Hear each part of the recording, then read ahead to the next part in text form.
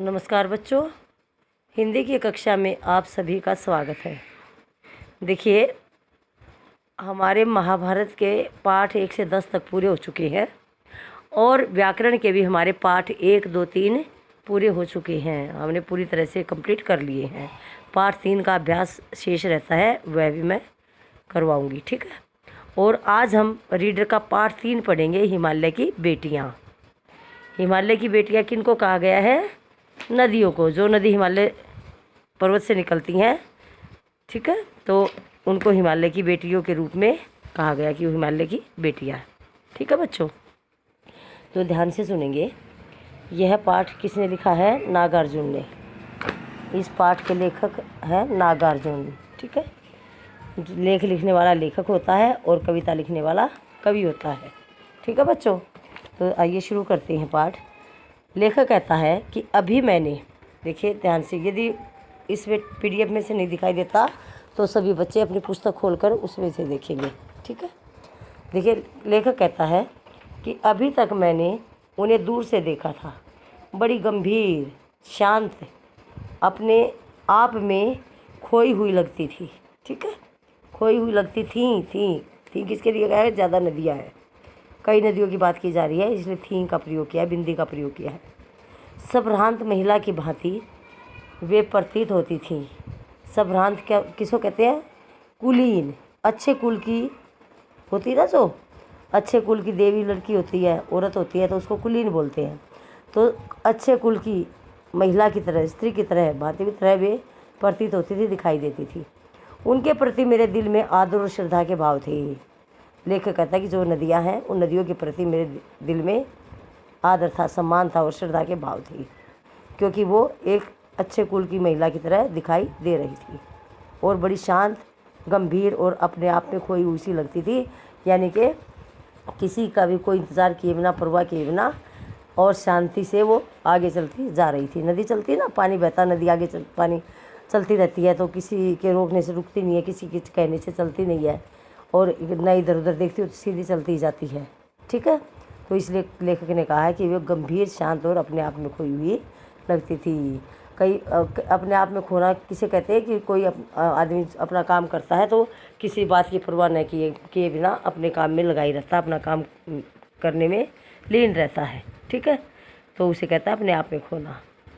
तो लेखक के प्रति उन नदियों के, लेखक के मन में उन नदियों के प्रति आदर था और श्रद्धा के भाव थे, ठीक है।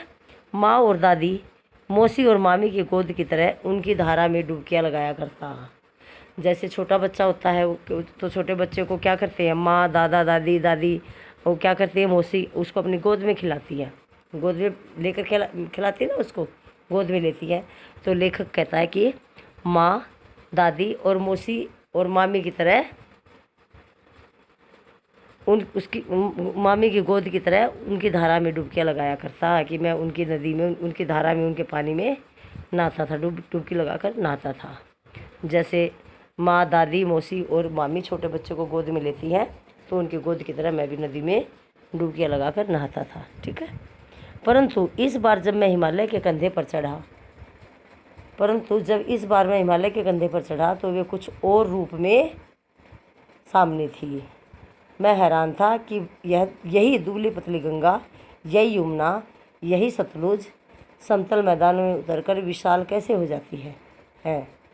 इनका उछलना और कूदना, खिलखिलाकर लगातार हंसते जाना, इनकी यह भावभंगी, इनका यह उल्लास कहाँ गायब हो जाता है, ठीक है। और मैदान में जाकर ये इनकी चीज़ें कैसे गायब हो जाती हैं, ख़त्म हो जाती हैं। किसी लड़की को जब मैं देखता हूँ, किसी कली पर जब मेरा ध्यान अटक जाता है, तब भी इतना कौतूहल और विस्मय नहीं होता जितना कि इन बेटियों की बाल लीला देखकर होता है, ठीक है बच्चों।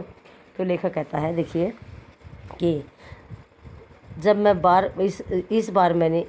मैं हिमालय के कंधे पर, यानी कि हिमालय की ऊंची चोटी पर चढ़ा, तो मुझे नदियों का कुछ और ही रूप दिखाई दिया। मुझे नदियाँ किसी और रूप में दिखाई दी।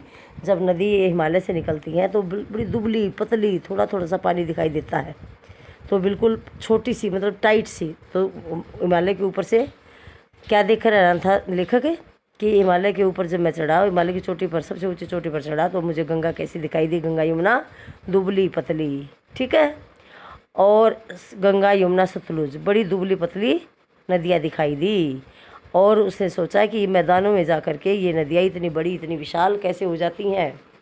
इनका उछलना और कूदना, नदियों का उछलना कूदना किस लिए कहा गया है? क्योंकि जब नदी चलती है तो चाहे पत्थर आए, चाहे कांटे आए, चाहे कुछ भी आए, उनके ऊपर से बहती, उनको लांघकर उनके ऊपर से बहती जाती हैं। तो इस प्रकार से उन नदियों का उछलना और कूदना कहा गया है। खिलखिलाकर हंसना, कि शोर मचाती हुई चलती है ना, तो नदियों का पानी जो चलता है तो शोर आवाज़ आती है, तो उनकी आवाज़ को कहा गया कि वो हंसती हुई चलती है, ठीक है। तो लेखक कहता है कि इनका उछलना और कूदना, खिलखिलाकर लगातार हंसते जाना। इनकी यह भावभंगी, भावभंगी का अर्थ है हाव भाव, इनका यह भाव भाव जो है और इनका यह उल्लास, यह हंसी कहाँ गायब हो जाता है, कि कहाँ ख़त्म हो जाता है? मैदान में जब ये चली जाती है, ठीक है। अब देखिए, जब नदियों से, पहाड़ों से जब नदी बर्फ़ में पिघलती है, बर्फ़ गिरती है, तो ऊपर से जब गिरती आएगी तो कभी पत्थरों पर गिरेगी, कभी पेड़ों पर गिरेगी, तो आवाज़ आती है ना। तो लेखक यही कहता है, यही सोचता है कि जब ये नदियाँ समतल मैदान में चली जाती हैं तो समतल मैदान में जा कर के इनका उछलना कूदना, खिलखिला कर हंसना, खिलखिलाकर हंसते हुए जाना, और इनका हाव भाव और इनकी खुशी कहाँ पर गायब हो जाती है, कहाँ ख़त्म हो जाती है, कैसे ख़त्म हो जाती है। और जब किसी लड़की को मैं देखता हूँ तो क्या हो जाता है, किसी कली पर जब मेरा ध्यान अटक जाता है तब भी इतना कौतूहल और विस्मय नहीं होता। तो लेखक कहता है कि जब मैं किसी लड़की को की तरफ देखता हूँ या किसी कली पर, किसी पेड़ों की, पौधों की कलियाँ होती है ना, कोमल कलियाँ होती है, तो किसी कली पर जब मेरा ध्यान चला जाता है, अटक जाता है, तब भी इतना कौतूहल, इतना शोर शराबा और मुझे इतनी हैरानी, इतना आश्चर्य, विषय में आश्चर्य, इतना आश्चर्य नहीं होता जितना कि इन हिमालय की बेटियों की बाल लीला को देख करके मुझे आश्चर्य होता है, मुझे हैरानी होती है। ठीक है बच्चों, समझ में आ गया पैराग्राफ? ध्यान से सुनेंगे, ध्यान से समझेंगे, थोड़ा सा ये पार्ट टफ है, ठीक है। अब आगे चलिए। अब लेखक सोचता है कि कहाँ भागी जा रही हैं, देखिए कहाँ ये भागी जा रही है। लेखक सोचता है कि ये नदियाँ कहाँ भागी जा रही हैं, चलती जा रही हैं, रुकने का नाम ही नहीं लेती। वह कौन लक्ष्य है जिसने इन्हें बेचैन कर रखा है? कहते नदियों का कौन सा लक्ष्य है जिन्होंने दुखी कर रखा है कि चलती जा रही है, बिल्कुल भी रुकने का नाम नहीं ले रही है, ठीक है। और अपने महान पिता का विराट प्रेम पाकर भी अगर इनका हृदय अतृप्त है तो वह कौन होगा जो इनकी प्यास मिटा सकेगा? लेखक कहता है कि अब इनके महान पिता का विराट प्रेम, इनके पिता, महान पिता जो हैं, इनके अपने पिताजी का विराट, इतना विराट मीन बहुत ज़्यादा प्रेम पाकर भी अगर इन नदियों का हृदय जो अतृप्त ही है, हृदय जो है संतुष्ट नहीं है, ठीक है। अब महान पिता किसको कहा गया? हिमालय को, ठीक है। किसको कहा गया? महान पिता, हिमालय को। तो अपने पिता का विराट प्रेम पर, इतना ज़्यादा प्रेम पाकर भी अगर इन नदियों का हृदय जो है अतृप्त ही है, इनका मतलब ये संतुष्ट नहीं है, तब तो वह कौन होगा जो इनकी प्यास मिटा सकेगा? तो कौन आदमी है? और दूसरा जो हिमालय के सिवाय जो इनकी नदियों की प्यास मिटा सकेगा, ठीक है बच्चों। बर्फ़ जली नंगी पहाड़ियाँ और छोटे छोटे पौधों से भरी घाटियाँ, बंधुर आदित्यकाएँ, ठीक है, और सरसज उपत्यकाएँ, ऐसा है इनका लीला निकेतन, ठीक है बच्चों। और खेलते खेलते जब ये जरा दूर निकल जाती हैं तो देवदार, चीड़, सरोज, चिनार, सफ़ेदा, कैल के जंगलों में पहुंचकर शायद इन्हें बीती बातें याद करने का मौका मिल जाता होगा। कौन जाने बुढ़ाई वाले अपनी इन नटखट बेटियों के लिए कितना सिर धुनता होगा। बड़ी बड़ी चोटियों के से जाकर पूछिए तो उत्तर में विराट मोहन के सिवाय उनके पास और क्या रखा ही क्या है, ठीक है बच्चों। तो देखिए, अब इसमें लेखक ने स्पष्ट बताया है, स्पष्ट कहता है कि इन नदियों का हृदय हिमालय रूपी पिता का प्रेम पाकर भी तृप्त नहीं है, तो न जाने इनकी प्यास बर्फ़ से भरी पहाड़ियाँ, छोटे छोटे पौधों से परिपूर्ण घाटियाँ, मतलब बर्फ़ से भरी हुई जो पहाड़ियाँ हैं और छोटे छोटे पौधों से भरी हुई घाटियाँ आदि मिटा पाएंगे या नहीं। ठीक है, तो कहता है कि जब हृदय का हिमालय रूपी पिता का प्रेम पाकर भी इन नदियों का हृदय जो तृप्त नहीं है, तो न जाने तो क्या इनकी प्यास बर्फ़ से भरी पहाड़ियाँ, छोटे छोटे पौधों से भरी हुई घाटियाँ क्या मिटा पाएंगे या नहीं। तो ये वृद्ध हिमालय, ये बूढ़ा हिमालय रूपी पिता अपनी इन बाल लीलाएँ करती हुई बेटियों से कितना परेशान होता होगा।